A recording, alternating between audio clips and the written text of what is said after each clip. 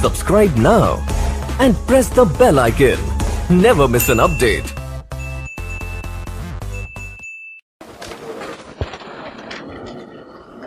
जी, आज का lecture start करते हैं। आज के लेक्चर में सबसे पहले हमने पास्ट पेपर्स के क्वेश्चन करने हैं, कल जो कंसेप्ट सीखे थे, और उसके बाद फिर आज के लेक्चर की तरफ जाएंगे।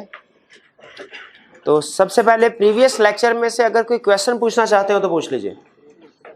हाँ, अच्छा, कल एक रिस्ट्रिक्शन जब हम पढ़े थे तो उसमें रिस्ट्रिक्शन में हमने पढ़ी थी 3 रिस्ट्रिक्शंस। पहले रिस्ट्रिक्शंस कौन से थे कि profit from disposal of immovable property. अच्छा, इमूवेबल प्रॉपर्टी के साथ एक लफ्ज ऐड कर लें, immovable property and assets of capital nature.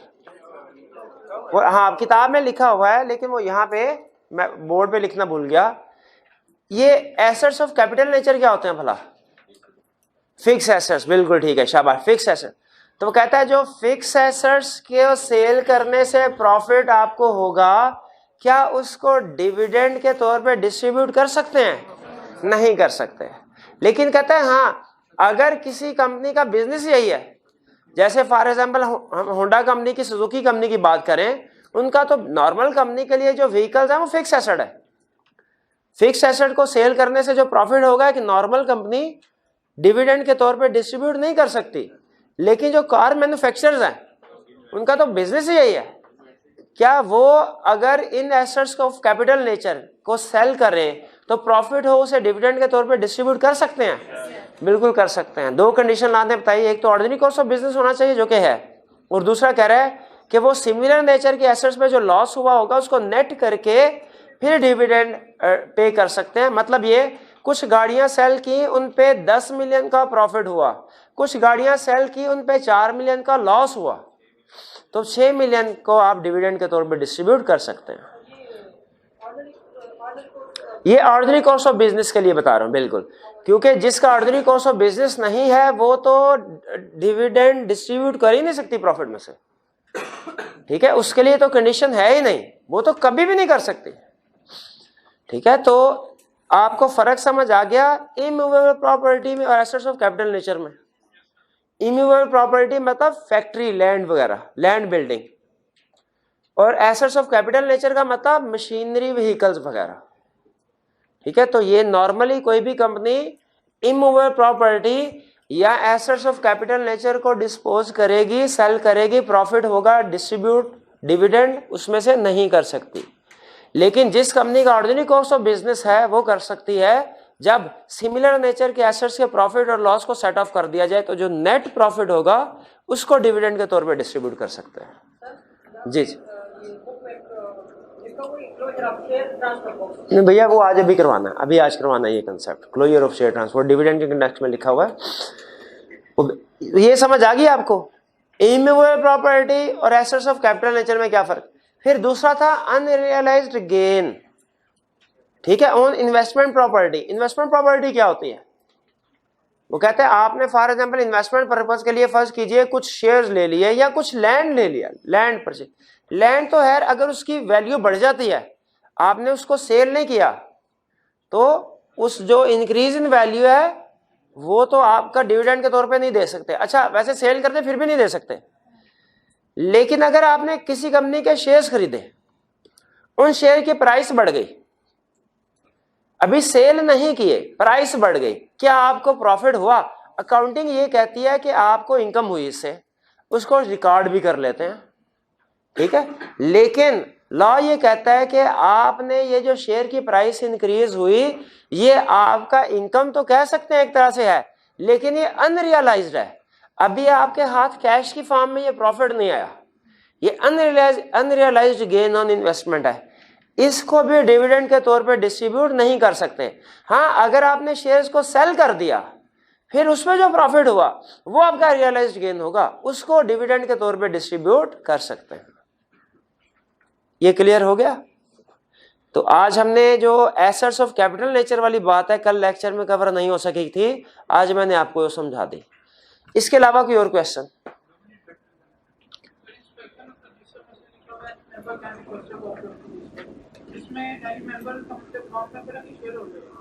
नहीं, एनी शेयर, सारे शेयर होल्डर मेंबर होते हैं। नहीं, नॉन मेंबर नहीं कर सकता, जो क्रेडिटर्स वगैरह वो नहीं कर सकते। उसने मेंबर की बात की है ना, तो मेंबर तो कॉपी ले सकते हैं, नॉन मेंबर नहीं। नॉन मेंबर की बात उसने नहीं की जी। और की क्वेश्चन? हाँ जी,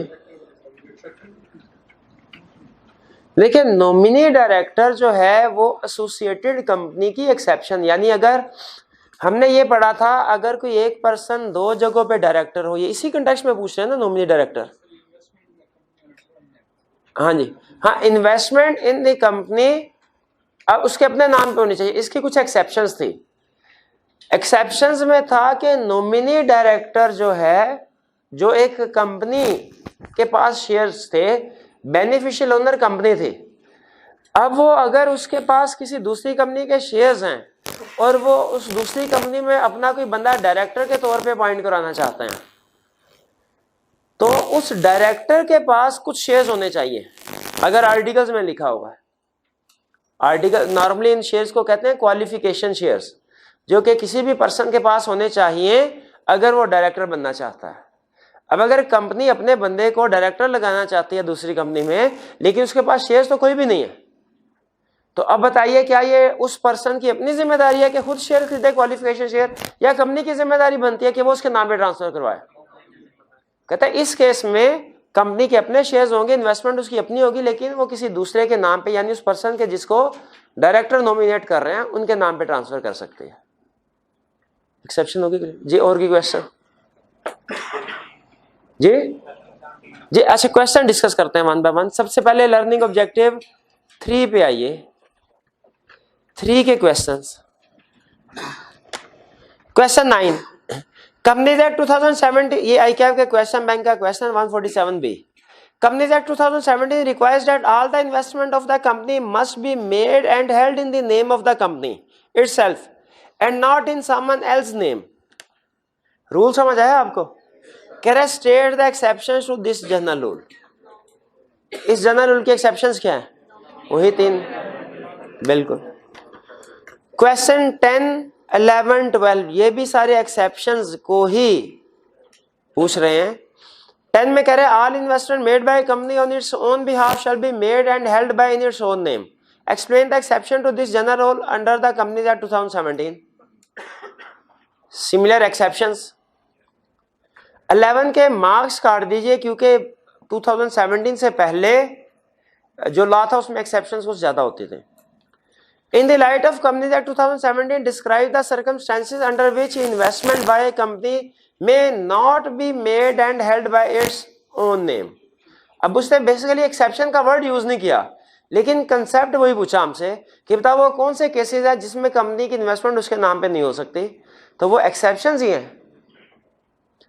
12, explain the exceptions to the following provisions of Companies Act 2017.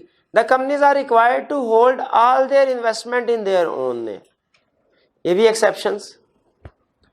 In question में कोई प्रॉब्लम? चलिए नेक्स्ट आते हैं पार्ट बी, डिविडेंड की तरफ। डिविडेंड लर्निंग ऑब्जेक्टिव 4 में क्वेश्चन नंबर 13, पेज 250। कह रहे under the provisions of companies act 2017 briefly describe the restrictions if any with regard to declaration of final dividend by a company listed on stock exchange। बताइए क्या restrictions हैं on declaration. Declaration को underline कीजिए। कह रहे हैं declaration, जो declaration of dividend का मतलब क्या होता है? डिविडेंड डिक्लेयर करना, अनाउंस करना, कहना कि लोगों को जी आपको ये डिविडेंड पे किया जाएगा। एक कंसेप्ट है डिक्लेरेशन ऑफ डिविडेंड, एक है पेमेंट ऑफ डिविडेंड। क्या दोनों एक ही है? फर्क है? फर्क है। पेमेंट का मतलब है एक्चुअली पे करना उनको, डिक्लेयर का मतलब ऐलान करना। ठीक है जी? नहीं, अप्रूव्ड और डिक्लेयर डिविडेंड एक ही है, प्रपोज का कंसेप्ट डिफरेंट है। अप्रूवल ऑफ डिविडेंड या डिक्लेरेशन ऑफ डिविडेंड एक ही चीज है, लेकिन प्रपोजल ऑफ डिविडेंड फर्क है।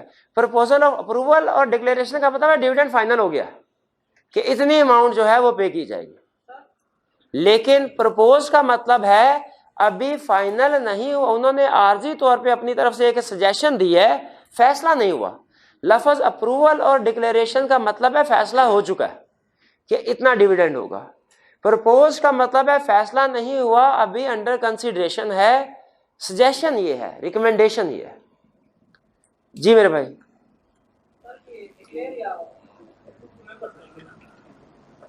कि डिक्लेयर डिविडेंड डिक्लेयर या अप्रूव तो मेंबर करेंगे, गलत इनकम्प्लीट कंसेप्ट है। इंटरिम डिविडेंड है तो उसे डिक्लेयर या अप्रूव करेंगे डायरेक्टर्स, फाइनल डिविडेंड है तो रिकमेंड करेंगे डायरेक्टर, प्रूफ या डिक्लेयर करेंगे मेंबर। इसका मतलब है जो इंटरिम डिविडेंड है उसकी अप्रूवल और डिक्लेरेशन डायरेक्टर्स ही करेंगे, मेंबर्स नहीं करेंगे। और कोई क्वेश्चन? चलिए, तो 13 में रिस्ट्रिक्शन हम उसे बता देंगे। तीनों रिस्ट्रिक्शन कौन कौन से थे? On disposal of immovable property or assets of capital nature, unrealised gain on investment property, और तीसरा क्या था? Can not exceed from amount proposed by directors. 14 state in the light of provisions of company act 2017 a company has earned huge profits from sale of fixed assets, whether company can declare dividend out of the above profits? नहीं कर सकती। क्यों नहीं कर सकती? Reason क्या है? Because companies act prohibits a company cannot pay dividend out of profit from sale, disposal of immovable property or assets of capital nature। जी हाँ, अनलेस लिख दे, बिल्कुल एक्सेप्शन लिख दे, अनलेस के उसका बिजनेस भी हो। ठीक है, एक्सेप्शन को भी डिस्कस कर दे क्योंकि उसने कंपनी का बिजनेस नहीं बताया।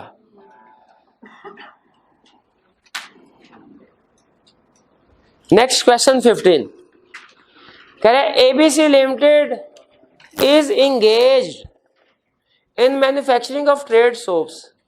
ये आई कैप के क्वेश्चन बैंक से मिलता जुलता एक क्वेश्चन था, उसके फैक्ट्स की बेस पे ये क्वेश्चन बनाया गया है कि ट्रेड सोप्स में डील करें। During the year ended 30 June 2018 it made a net profit of 48 million which is composed of following: operating loss ₹4 million और gain from sale of land ₹52 million. जी बताइए, can company use profit for the year to pay dividend? If so up to what amount? Company dividend pay कर ही नहीं सकती क्योंकि सारे का सारा प्रॉफिट कहां से आया? कहां से आया profit? From sale of immovable property. तो डिविडेंड पे नहीं कर सकते। क्लियर? अच्छा, अगर सारा क्वेश्चन यही होता, 48 की बजाय लिखा होता 56 और ऑपरेटिंग लॉस की बजाय लिखा होता ऑपरेटिंग प्रॉफिट, कितनी amount?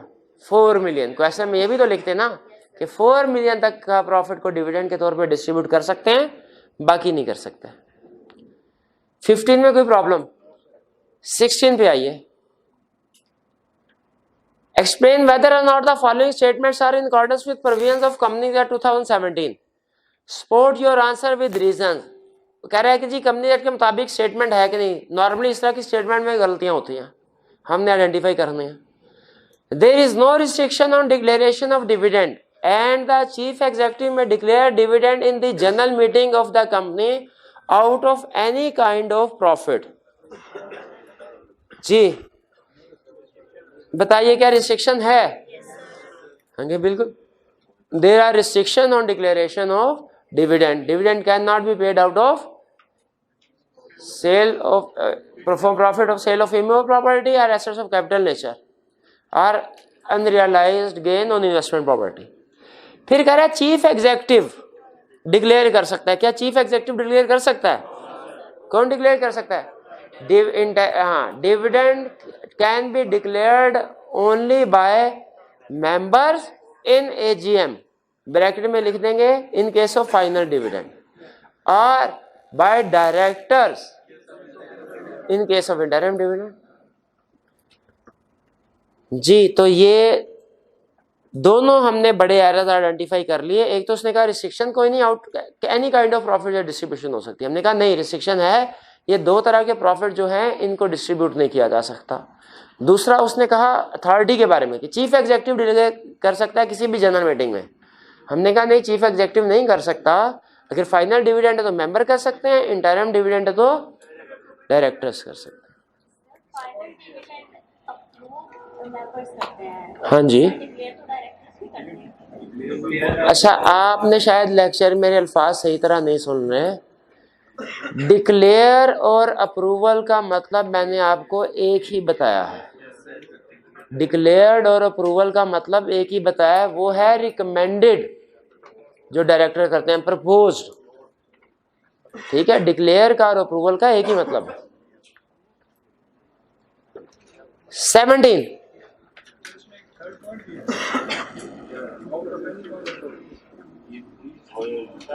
Out of any kind of profit बता तो दिया है, बता तो दिया आउट ऑफ एनी के दो तरह के प्रॉफिट में से डिविडेंड डिस्ट्रीब्यूट नहीं हो सकता, बताया नहीं? बताया, ये डिस्कस किया है सोल्यूशन। हाँ, नो रिस्ट्रिक्शन और एनी काइंड ऑफ प्रॉफिट है, क्योंकि रिस्ट्रिक्शन किस पे है? प्रॉफिट डिस्ट्रीब्यूट करने में। 17 बोर्ड ऑफ डायरेक्टर्स ऑफ दिनार लिमिटेड, ये कुछ थोड़ा सा पोर्शन इसका हमारे नेक्स्ट इस कंसेप्ट से रिलेट करता है, लेकिन इसको डिस्कस कर लेते हैं फिर भी।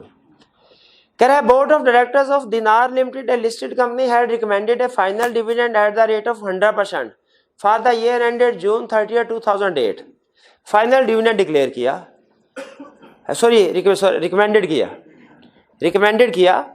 Just a week after the notice for AGM had been dispatched, the company suffered huge losses due to certain unanticipated events and incurred heavy liabilities.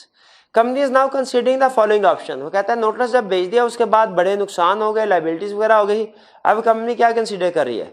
Reducing the dividend to 25%। पहली ऑप्शन, डिविडेंड को कम कर दिया जाए 25% amount से, यानी जितना dividend declare किया था अब सिर्फ 75% पे किया जाए, 25% ना पे किया जाए, रिड्यूस कर दिया।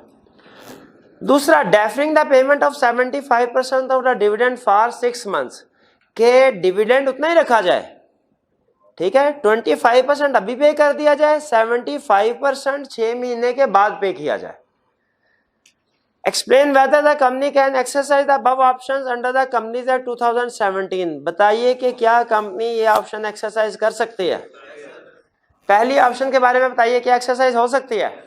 बिल्कुल, क्योंकि मेंबर्स कम अमाउंट से डिविडेंड अप्रूव कर सकते हैं, ज्यादा अमाउंट से नहीं कर सकते, सेम अमाउंट या कम अमाउंट से कर सकते हैं, तो पहली ऑप्शन एक्सरसाइजेबल है। दूसरी option, differing the payment, payment को डेफर कर देना, क्या ये कर सकते हैं फॉर 6 months?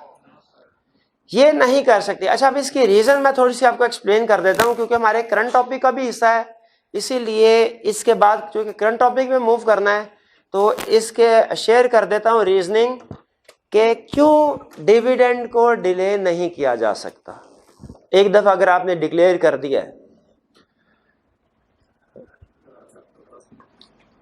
पहले कुछ अर्सा पहले जब रिक्वायरमेंट नहीं होती थी कि डिविडेंड डिक्लेयर किया तो बाद में हो सकता है डिले भी कर सकते थे उसकी पेमेंट, या रिवर्स भी कर सकते थे कि अब डिविडेंड डिक्लेयर किया है तो अब डिविडेंड पे नहीं होगा। इस प्रोविजन को कुछ डायरेक्टर्स मिसयूज करते थे। जैसे कैसे? अगर बैठे बैठाए डायरेक्टर्स ने प्रॉफिट कमाना है तो वो क्या करते थे, मार्केट से करंटली मार्केट पे शेयर ट्रेड हो रहे हैं, फर्ज कीजिए 10 रुपए पर शेयर पे, 10 रुपए पर शेयर पे मार्केट से शेयर्स खरीद लेते थे हजारों लाखों की तादाद में, फिर अनाउंस करते थे डायरेक्टर के हर शेयर के बदले में 2 रुपए डिविडेंड हमने अनाउंस किया। अब जब ये अनाउंसमेंट होती है तो मार्केट में इमीडिएटली उस कंपनी के शेयर्स की प्राइस बढ़ जाती है जो अपना डिविडेंड अनाउंस करती है, क्योंकि लोगों को पता होता है कि इसके ऊपर अब 2 रुपए हमें मिलेंगे, तो प्राइस 10 रुपए से 12 रुपए पे पहुंच जाती है। जब प्राइस ये अनाउंसमेंट की डायरेक्टर्स ने, मार्केट में प्राइस शेयर की क्या पहुंची 10 से, तो वो शेयर जो उन्होंने 10 रुपए के हिसाब से खरीदे थे 12 रुपए के हिसाब से बेच दिए, प्रॉफिट अपनी जेब में डाल लिया। उसके बाद सेल करने के 2-3 दिन बाद फिर वो अनाउंस करते थे जी डायरेक्टर्स ने दोबारा मीटिंग की है, हमें कुछ नुकसान हो गए, इससे हमने ये फैसला किया है कि अब डिविडेंड हम पे नहीं करेंगे। वो कैंसिल हो गया जो अनाउंसमेंट हमने की थी पिछले। इस प्रैक्टिस से अल्टीमेटली नुकसान किसको होता था? शेयर होल्डर्स को, जो मार्केट में इन्वेस्टर्स हैं। इसके ऊपर फिर SCCP ने स्ट्रिक्ट एक्शन लिया, और इसमें चूंकि डायरेक्ट जनरल पब्लिक इन्वॉल्व होती थी, उनके साथ एक तरह से धोखाधड़ी की जाती थी, तो पूरे के पूरे कंपनीज एक्ट में जो सबसे बड़ी सजा है किसी भी वायलेशन की, वो SCCP ने इस प्रोविजन की वायलेशन पे लगाई है।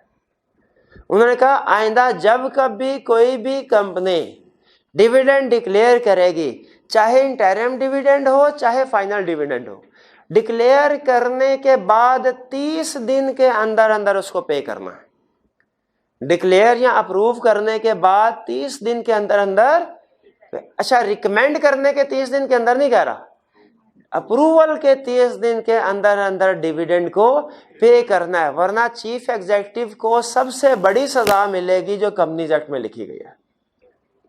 ठीक है, तो इसीलिए मुझे बताइए सेकंड वाले केस में क्या 30 दिन से ज्यादा 6 महीने के लिए कह रहा डिले कर दो, क्या डिले किया जा सकता है? नहीं किया जा सकता। आप उसको कम तो कर सकते हैं जो रिकमेंड किया डायरेक्टर्स ने, लेकिन अगर अप्रूव हो जाए AGM में तो फिर 30 दिन से ज्यादा डिले नहीं कर सकता है। ये कंसेप्ट क्लियर? चलिए आज के लेक्चर की तरफ चलें अब। ठीक है, कल के लेक्चर के हमने पास्ट चैप्टर के क्वेश्चन भी प्रैक्टिस कर लिए।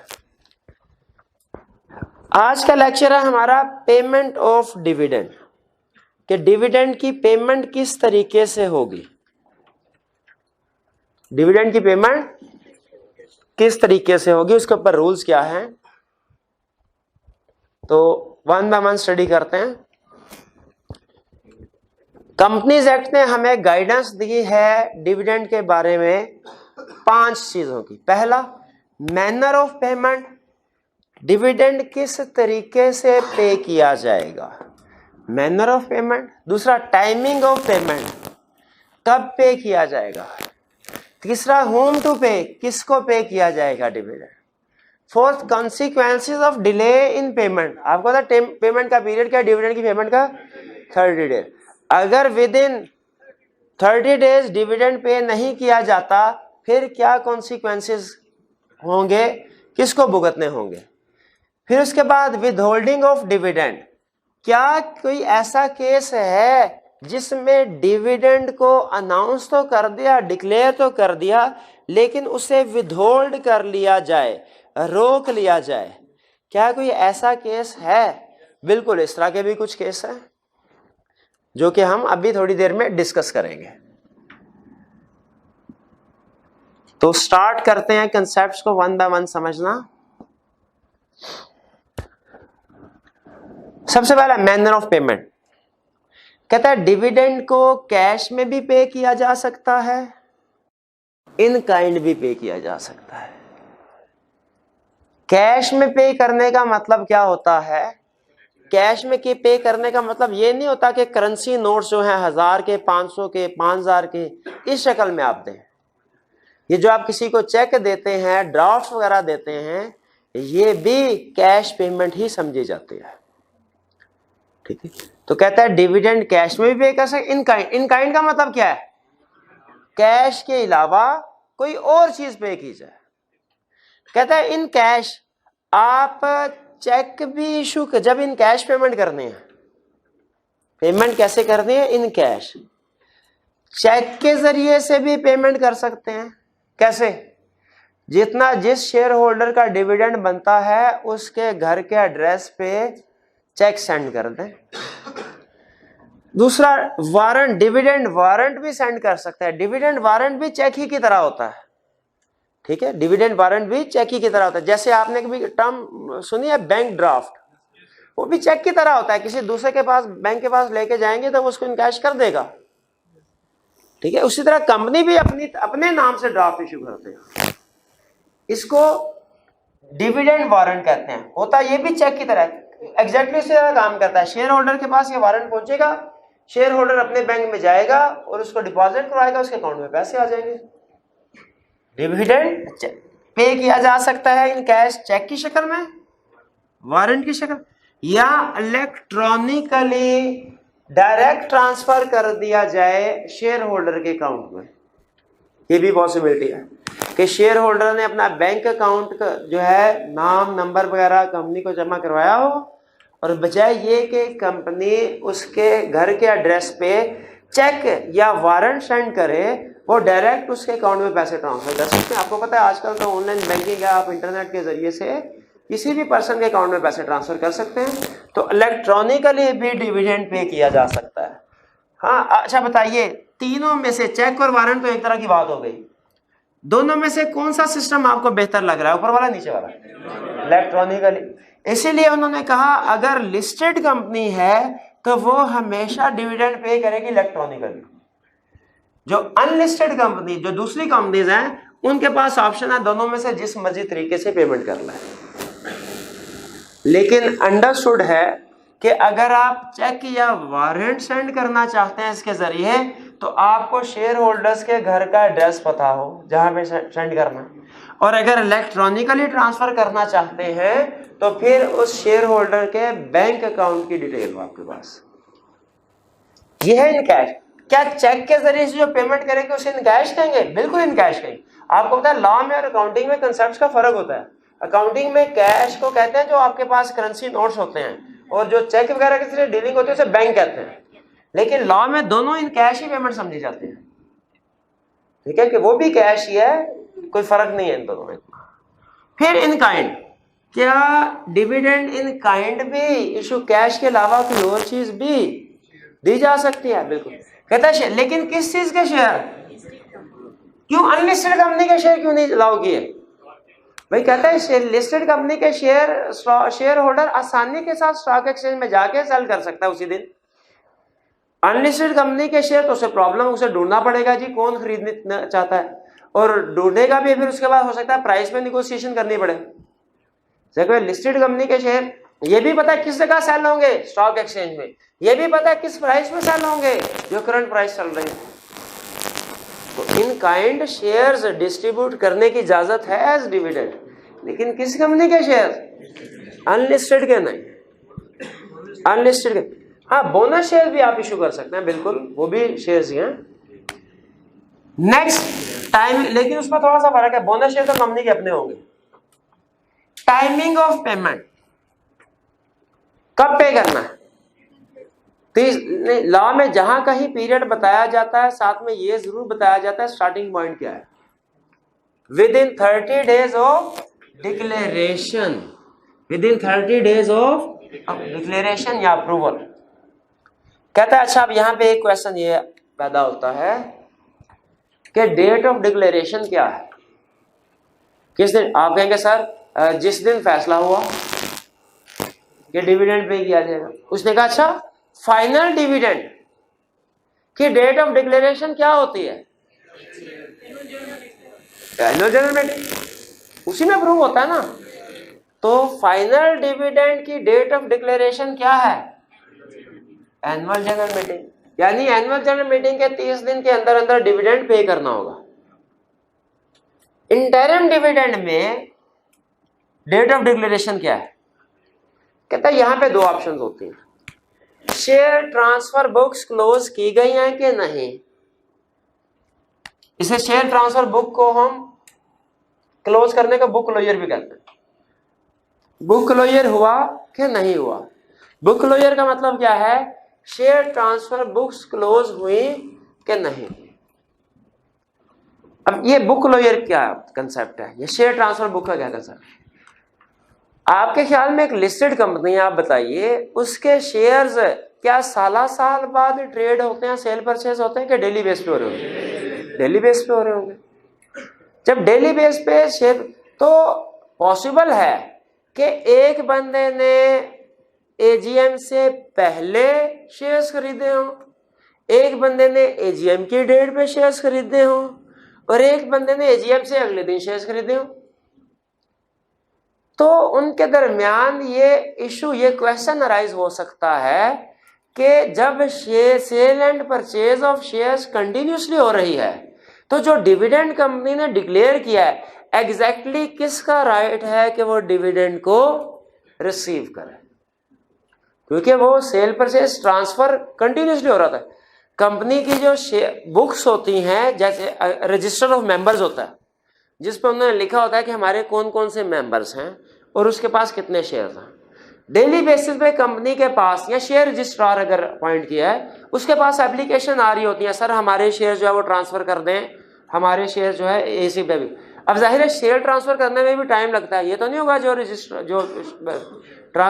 शेयर रजिस्ट्रार है वो जिस मिनट में एप्लीकेशन आई उसी मिनट में ट्रांसफर कर दे। तो टाइमिंग की वजह से ये इशू, ये क्वेश्चन अराइज हो सकता है कि डिविडेंड एग्जैक्टली कौन रिसीव करेगा और किसका राइट नहीं। इसका इलाज उन्होंने निकाला। उन्होंने कहा अगर तो कंपनी चाहे, डायरेक्टर्स चाहे, जो कि नॉर्मली वो करते हैं बेहतरीन, तो वो एक डेट अनाउंस कर देंगे कि डिविडेंड हमने डिक्लेयर करना। जो डिविडेंड डिक्लेयर किया फॉर एग्जांपल हमने 1 मार्च को, ठीक है, डायरेक्टर्स ने मीटिंग की और उन्होंने साथ ही कह दिया जी 10 मार्च से 17 मार्च तक हमारी बुक्स क्लोज रहेंगी, शेयर ट्रांसफर बुक, हमारा जो शेयर को ट्रांसफर करने का प्रोसेस है वो क्लोज रहेगा। कब से कब तक? 10 से फॉर एग्जाम्पल 17 तक। जिस किसी ने अपने शेयर्स ट्रांसफर करवाने हैं वो 10 तारीख से पहले एप्लीकेशन दे दें। 10 तारीख को जिसकी एप्लीकेशन आ गई हमें, हम शेयर्स उसको ट्रांसफर करके अब जो मेंबर्स होंगे ट्रांसफर के बाद उनको डिविडेंड मिलेगा। यानी ये बुक्स क्लोज की जाती हैं किस लिए? ताकि एस्टेब्लिश किया जा सके राइट टू रिसीव डिविडेंड। ठीक है, जिस दिन बुक क्लोज हुई उस दिन फिर जो जो मेंबर होगा उसको डिविडेंड मिलेगा और जो मेंबर नहीं है उसको डिविडेंड। ये बुक क्लोजर डेट अनाउंस की जाती है, शेयर होल्डर्स को बताई जाती है, अखबार में इश्तिहार दिया जाता है ताकि जिन लोगों ने अपने शेयर पहले ट्रांसफर करवाने हैं वो करवा लें और क्लियर हो जाए। जो इस डेट से पहले मेंबर बन गया उसको तो डिविडेंड मिल जाएगा, जो इसके बाद मेंबर बना उसको ये डिविडेंड नहीं मिलेगा, आइंदा से मिला करेगा जब वो मेंबर बन जाएगा। तो इंटरिम डिविडेंड का रूल क्या है कि अगर तो शेयर ट्रांसफर बुक्स क्लोज की गई हैं, दूसरे लफ्जों में बुक क्लोजर है, तो डिविडेंड किसको मिलेगा, टाइमिंग ऑफ पेमेंट क्या होगी, वो अज्यूम किया जाएगा डिविडेंड डिक्लेयर कब हुआ, जब बुक क्लोजर हुआ। बुक क्लोजर का जो पहला दिन है तब समझा जाएगा इस दिन डिविडेंड डिक्लेयर हुआ। और अगर बुक्स क्लोज नहीं की गई तो जो डेट ऑफ बोर्ड मीटिंग है समझा जाएगा उसी दिन डिविडेंड डिक्लेयर हुआ। कुछ समझ आया? दोबारा से समझते हैं इसको। क्वेश्चन ये है कि timing of payment of dividend क्या होगी, डिविडेंड कितने अरसे में पे करना है। आंसर है within 30 days of declaration. With in 30 days को ध्यान में रखिए, 30 डेज ऑफ डिक्लेरेशन। हमने कहा ये डेट ऑफ डिक्लेरेशन क्या है, डिविडेंड कब डिक्लेयर होता है। उसने कहा डिपेंड करता है इंटरिम डिविडेंड या फाइनल डिविडेंड। फाइनल डिविडेंड है तो जो अज्यूम किया जाता है डिविडेंड कब डिक्लेयर हुआ, एजीएम पे, डेट ऑफ एजीएम पे। इंटरिम डिविडेंड है तो डिपेंड करता है बुक क्लोजर हुआ कि नहीं हुआ। बुक क्लोजर का कंसेप्ट समझ आ गया ना। अगर बुक क्लोजर नहीं हुआ तो फिर जो बोर्ड मीटिंग की डेट है उसी दिन समझा जाएगा डिविडेंड डिक्लेयर हुआ, जैसे एजीएम में रूल था। लेकिन अगर बुक क्लोजर हुआ तो फिर कब समझा जाएगा डिविडेंड डिक्लेयर हुआ, जिस दिन मीटिंग हुई डायरेक्टर्स की, फैसला हुआ उस दिन, या जिस दिन बुक क्लोजर स्टार्ट हुआ। जैसे अगर मीटिंग हुई 1 मार्च को और डायरेक्टर्स ने कहा बुक क्लोजर नहीं होगा, डिविडेंड कब डिक्लेयर हुआ, 1 मार्च। अगर मीटिंग हुई डायरेक्टर्स की 1 मार्च को, फैसला कर लिया डिविडेंड डिक्लेयर करना, अप्रूव कर दिया, हो गया। लेकिन बुक क्लोजर कहा 10 मार्च से 17 मार्च तक रहेगा। अब डिविडेंड कब डिक्लेयर हुआ, 10 मार्च को, 1 मार्च को नहीं ना, 17 मार्च को। ठीक है, स्टार्ट ऑफ बुक क्लोजर। ये टाइमिंग क्लियर हो गई। आगे चलते हैं। हूम टू पे, किसको पे कर, भैया रजिस्टर्ड शेयर होल्डर को करना और किसको करना। क्या रजिस्टर्ड शेयर होल्डर ये कहे अच्छा मुझे नहीं, मेरा भतीजा है कराची में पढ़ रहा है, उसका अकाउंट ये है, इसके अकाउंट में पेमेंट कर दो, क्या कर दी जाएगी। तो कहता है अगर रजिस्टर्ड शेयर होल्डर ऑर्डर देगा तो फिर उसके ऑर्डर पे वो जिसको कहे हमें से कोई गर्ज नहीं, पेमेंट कर देंगे।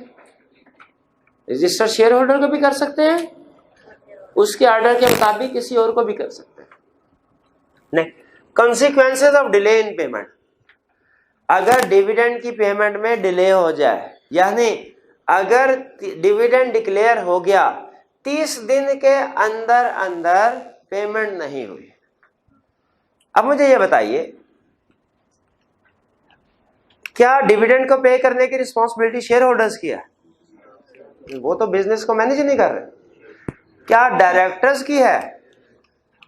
वो तो क्वार्टरली एक दफा उन्होंने लिस्टेड कंपनी का केस अगर है तो एक दफा मीटिंग करनी है, वो तो अनाउंस कर देंगे। किसको कहेंगे पे करो? सीईओ को। इसीलिए अगर डिविडेंड 30 दिन में पे नहीं होता तो रिस्पॉन्सिबल कौन पर्सन है? Chief executive.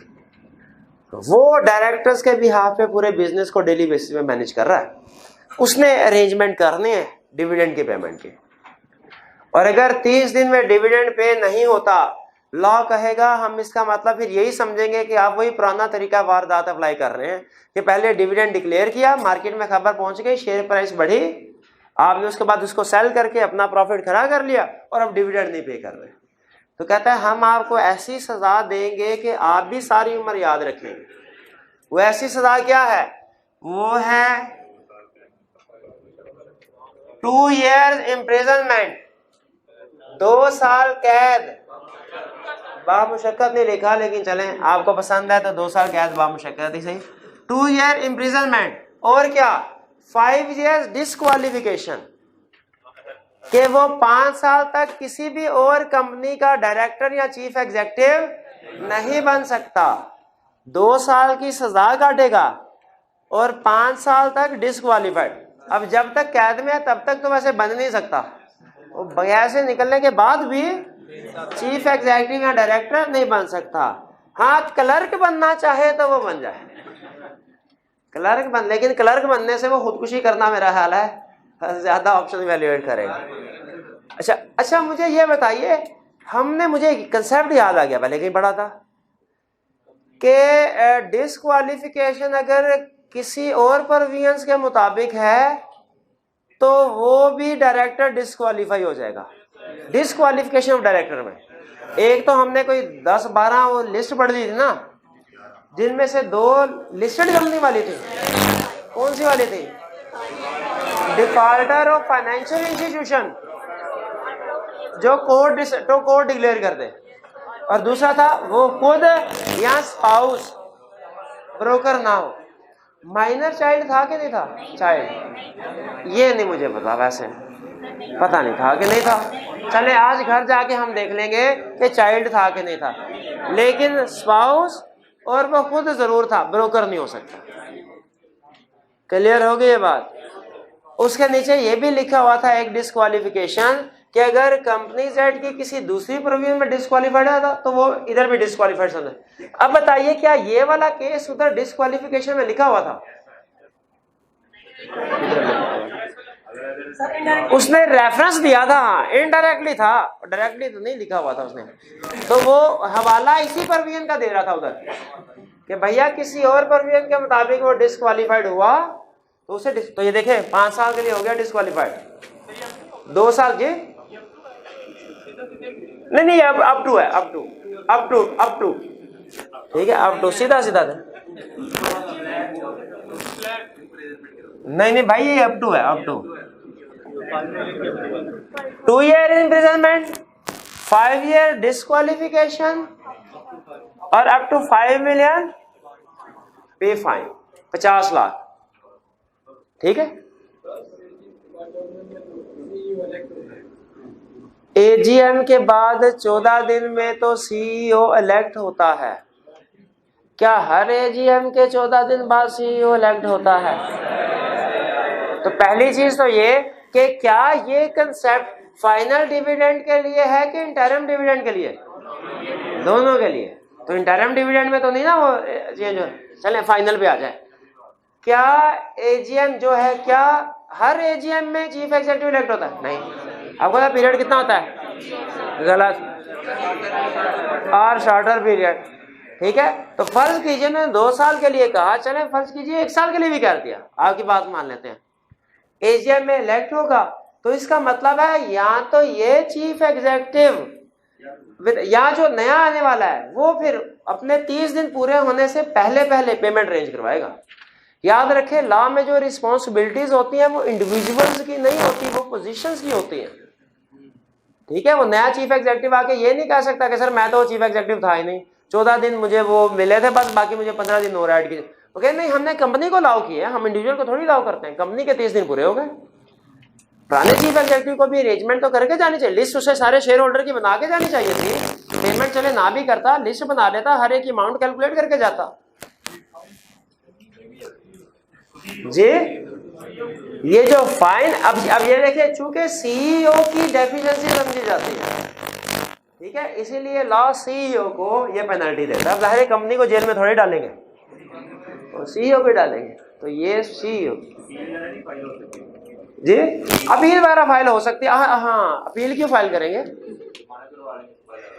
नहीं, क्या कहेंगे, क्या कहेंगे, अदालत कहेगी अपना मौकफ पेश करें। हाँ, हम उन्हें कहेंगे कि सर देखें, बाज़-औक़ात ऐसा भी तो होता है कि डिविडेंड पे नहीं हो सका, ठीक है, लेकिन ऐसा भी तो हमारी गलती ना हो। कोर्ट कहेगी हाँ वैसे ऐसे हो तो सकता है, लेकिन साबित करें कि वो केस कौन से हैं जिसमें हो सकता है आपकी गलती ना हो। हम कहेंगे लीजिए सर, हम अभी आपको बता देते हैं कि वो कौन से केसेस हैं जिसमें डिविडेंड की पेमेंट तो नहीं होगी विद इन 30 डेज, लेकिन फिर भी चीफ एग्जीक्यूटिव को सजा नहीं मिलेगी, उसे कसूरवार नहीं समझा जाएगा। अब आपने देखना है कि क्या वाकई ये सारे केस जेन्युइन है कि नहीं है। अच्छा, कंसेप्ट क्या पढ़ रहे हैं? नहीं, ये तो इधर लिखा हुआ है ना, अल्फाज नहीं, मुझे ये क्या पढ़ा? अगर 30 दिन में पेमेंट ना की डिविडेंड की डिक्लेयर करने के बाद, तो सजा क्या मिलेगी चीफ एग्जीक्यूटिव। ये क्या पढ़ा? वो सिचुएशन जिसमें सीईओ को माफी मिल सकती है, यानी 30 दिन गुजर जाएंगे, पेमेंट नहीं होगी, फिर भी सीईओ को कसूरवार नहीं समझा जाएगा। तो कहता सर देखें, हमारे 2 शेयर होल्डर्स थे, एक शेयर होल्डर था उसने दूसरे को शेयर ट्रांसफर किए, अब हमने डिविडेंड अनाउंस कर दिया, अब दोनों का आपस में झगड़ा पड़ गया। एक कह रहा है कि जी मैंने शेयर्स बेचे थे, डिविडेंड नहीं बेचा था, डिविडेंड मैं लूंगा। दूसरा कह रहा है नहीं, डिविडेंड मैंने शेयर डिविडेंड समेत खरीदे थे। ये तो वही आपने शायद कहावत, मिसाल बनी, आपने शायद किताब में पढ़ी होगी, किसी बंदे ने दूसरे को जमीन बेची, उसमें से सोने की देग निकल आई।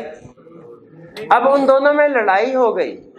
ये वो अगर रिसर्च पढ़े ना इस्लामी, उसमें ये वाकया लिखा हुआ है। लड़ाई किस बात पे हुई? एक कहने लगा मैंने तो सिर्फ जमीन खरीदी थी, सोने का तो सौदा नहीं हुआ था, ये सोना तुम्हारा देगा। दूसरा कहने लगा नहीं, जब मैंने जमीन बेची थी तो फिर इसमें जो कुछ था मैंने वो भी सारा बेच दिया, ये देग तुम्हारी है। इसी जमाने में इस तरह के मुसलमान भी हुआ करते हैं, अब हमारी तरह के आ गए।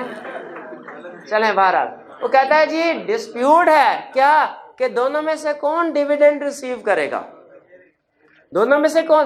तो हमने इसलिए डिविडेंड पे नहीं किया, हमने कहा इनका पहले फैसला हो जाए, फिर जो फैसला होगा, कोर्ट में केस चल रहा है, जो फैसला होगा उसके मुताबिक डिविडेंड। अब ये थोड़ी है दोनों को आधा आधा दे देंगे, भाई जस्टिफाइड है ना कि अगर 2 शेयर होल्डर में डिस्प्यूट हो तो फिर जब तक वो डिस्प्यूट सेटल ना हो डिविडेंड पे, अब महीना गुजर गया डिविडेंड सेटल, क्या सीईओ को जेल में डाल दे? होगा नहीं भाई, अभी तो कोई अदालत में केस है, ये ऐसे जल्दी थोड़ी होता है, इसमें 20-22 साल लगेंगे अभी, तो भाई मैं इसमें कसूर नहीं समझा जाएगा। आगे चलते हैं। सेट ऑफ बाय कंपनी, अगर कंपनी ने उस शेयर होल्डर से कोई लीगली अमाउंट रिसीव करनी थी और डिविडेंड के अगेंस्ट सेट ऑफ कर दी जाए, तो डिविडेंड डिक्लेयर जरूर किया लेकिन उसको पे नहीं किया। क्यों नहीं किया? सेट ऑफ कर दिया। क्या कसूरवार है? जैसे हो सकता है पुराने जमाने के मुताबिक कोई शेयर्स हो partially paid, partially paid share का कंसेप्ट याद है ना। अब उसको बार बार कंपनी कह रही है भैया आके अपने बाकी पैसे जमा कराओ, बाकी पैसे जमा कराओ, वो कह रहा नहीं मेरे पास नहीं है। तो उन्होंने कहा ठीक है, फिर हमने जब डिविडेंड अनाउंस किया तो तुम्हारे पैसे उधर सेट ऑफ कर देते हैं। सेट ऑफ जस्टिफाइड रीजन है, कन्विंस्ड है कि इसमें बाकी कंपनी को डिविडेंड पे नहीं करना चाहिए। आगे, instructions can not B complied, share holder ने ऐसी इंस्ट्रक्शंस दी जो कंप्लाई नहीं की जा सकती थी। शेयर होल्डर ने अपना रजिस्टर्ड एड्रेस लिखवा दिया चांद का, अगर लाओ भाई चेक भेजो उधर, भाई क्या उधर चेक अप्लाई की जा सकते हैं? नहीं की जा। या फर्ज कीजिए चले सिलेबस से रिलेटेड कंसेप्ट बिल्ड कर लेते हैं। लिस्टेड कंपनी का शेयर होल्डर था, उसने कहा भाई डिविडेंड वारंट या चेक मेरे घर पे भिजवा दो। लिस्टेड कंपनी का शेयर होल्डर कह रहा है डिविडेंड वारंट या चेक मेरे घर भिजवा दो, क्या किया जा सकता है? क्यों नहीं? क्योंकि लिस्टेड कंपनी के शेयर में तो सिर्फ इलेक्ट्रॉनिकली ट्रांसफर कर सकते हैं। तो अगर इंस्ट्रक्शन शेयर होल्डर की कंप्लाई नहीं की जा सकती तो कंपनी क्या करे? वो डिविडेंड, उन्होंने कहा भाई को हमें कोई ऐसी बात बताएं जिसमें अमल किया जा सकता हो, फिर हम आपको शेयर पे करें। वो कहे नहीं मैं जर्मनी में जा रहा हूं, तुम ऐसा करना, ये यूएसए में जा रहा हूं, तुम ऐसा करना, मैं तुम्हें यूएसए के बैंक अकाउंट का देता हूं नंबर, उधर डॉलर में कन्वर्ट करवा के पेमेंट कर देना। कंपनी कहेगी भाई हमें ज्यादा टेंशन में पड़े रहे, पहले डॉलर में कन्वर्ट कराए फिर अकाउंट में ट्रांसफर कराने के लिए। नहीं भैया, हमें पाकिस्तान के बैंक अकाउंट का नंबर दो। अगर शेयर होल्डर ऐसी इंस्ट्रक्शंस दे दे, अप्लाई नहीं की जा सकती, तो क्या डिविडेंड पे हो सकता है? इसमें कसूर है चीफ एग्जीक्यूटिव का? कोई कसूर नहीं है। Next, operation of law. Operation of law का मतलब यह होता है कि लॉ की वजह से, किसी लीगल इम्प्लीकेशन की वजह से डिविडेंड की पेमेंट नहीं हो सकी।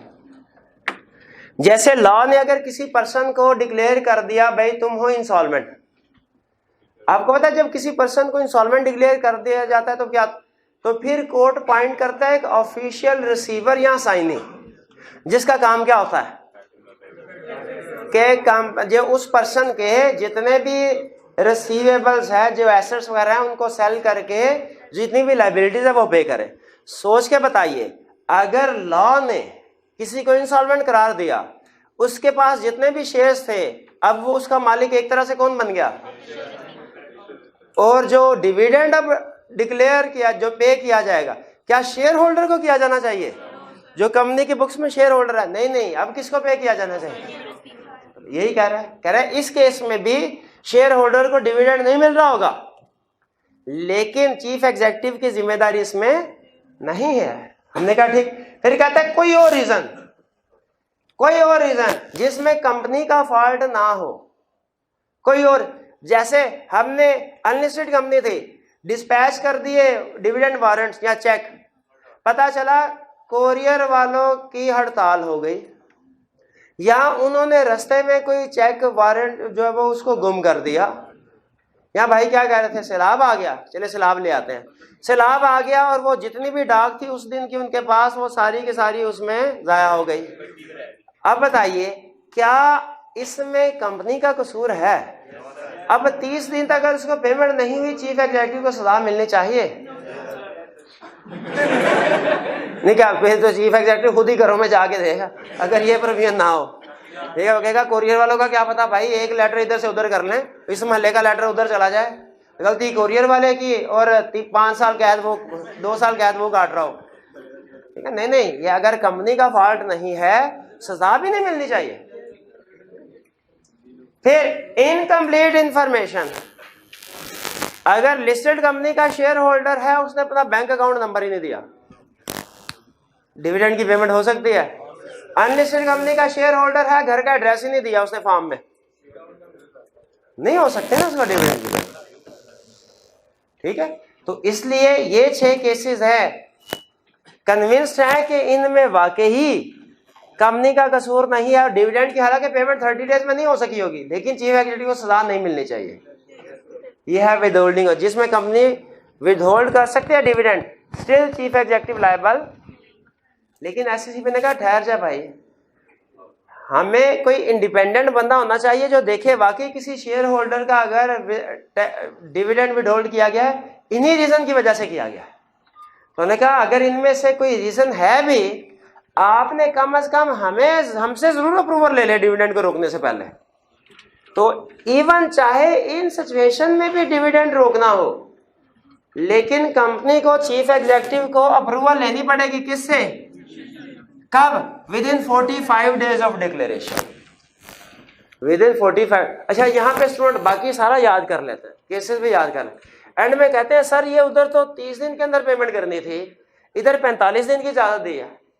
तो मैं कहा भाई डिविडेंड पे नहीं करना उन्होंने, तो इसीलिए जरूरी नहीं, उन्होंने समझा कि 30 दिन के अंदर नहीं हमारे पास आए, तो कहा डिविडेंड पे नहीं करना, आप 35वें दिन, 40वें दिन, 45वें दिन तक आके हमारे से अप्रूवल ले ले, हाँ, तो फिर वो कमीशन के ऑफिस से अपने घर नहीं जाएगा, वो सीधा जेल जाएगा। अगर 45, इसलिए ये उसके अपने मफाद में है कि 30 दिन से पहले पहले अप्रूवल ले ले, और अगर अप्रूवल नहीं मिलती तो डिविडेंड पे कर दे। जी क्लियर हुआ? कुछ क्विक से रिवीजन करते हैं 3-4 मिनट में। 2 ऑप्शंस हैं, 3 मिनट में क्विक रिवीजन कर ले या 10 मिनट में पास पेपर के क्वेश्चन अभी प्रैक्टिस। पास पेपर क्वेश्चन कर लेते हैं, कोई इशू नहीं। कितने स्टूडेंट्स का ख्याल है क्विक रिवीजन? कितने स्टूडेंट्स का ख्याल है पास पेपर? चले पास पेपर भी करने हैं, छोड़ने नहीं है, वो नेक्स्ट डे में कर लेंगे, मंडे को। अभी क्विक रिवीजन। सबसे पहले मुझे बताइए, कंपनी कितने तरीकों से पेमेंट कर सकती है डिविडेंड के? कौन कौन से तरीके? इन कैश और इन काइंड। अनलिस्टेड कंपनी कितने तरीकों से पेमेंट कर सकती है?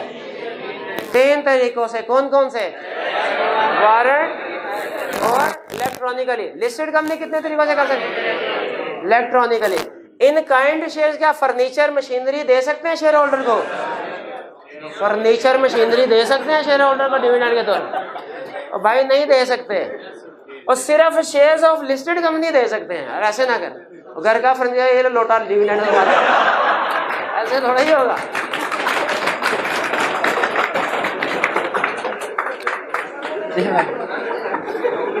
डिविडेंड कितने अरसे में पे करना है?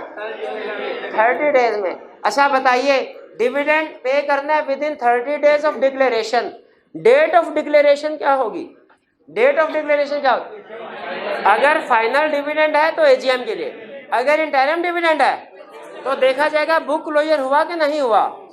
बुक क्लोजर नहीं हुआ तो बोर्ड मीटिंग की डेट होगी, और अगर बुक क्लोजर हुआ तो बुक क्लोजर की स्टार्टिंग डेट होगी डिक्लेरेशन के। आगे चलते हैं, पे किसको करना है? या जिसको शेयर होल्डर कहे उसको। फिर कॉन्सिक्वेंस, अगर with in 30 days of declaration dividend pay नहीं किया जाता, रिस्पॉन्सिबल कौन होगा? सजा क्या मिलेगी? 2 year imprisonment, 5 year disqualification, 5 million rupees. याद रखिए, और ये मिक्स नहीं करना, 255, 2 year imprisonment, 5 year disqualification, 5 million rupees fine, 2 years, 5 years और 5 मिलियन अप टू है ये। और क्या डिविडेंड को कैसी सिचुएशन है जिसमें डिविडेंड को विदहोल्ड किया जा सकता हो, या डिक्लेयर किया लेकिन 30 दिन में पेमेंट नहीं होगी? कौन कौन सी? पहला, जब डिस्प्यूट हो कि किसने डिविडेंड रिसीव करना है। दूसरा, अगर कंपनी सेट ऑफ कर दे, लीगली सेट ऑफ करे। और तीसरा, जब इंस्ट्रक्शन दे शेयर होल्डर कंप्लाई ना की जा सकते हो। चौथा, ऑपरेशनल लॉ में एग्जांपल क्या ज़हन में आनी चाहिए? इंसॉल्वेंसी वाली। Not fault of company, company का फॉल्ट नहीं है, कोरियर वाला भूल गया किसको पे करना था, वापस ले आया। इनकम्प्लीट इंफॉर्मेशन, भाई अकाउंट नंबर, घर का एड्रेस ही नहीं दिया, क्या करें? इन सिचुएशन में क्या फिर भी अप्रूवल चाहिए? किससे? कितने दिन में? भाई उधर 30 है, इधर 45 है, प्रॉब्लम तो कोई नहीं। चलिए, आज का लेक्चर यहाँ पे खत्म होता है।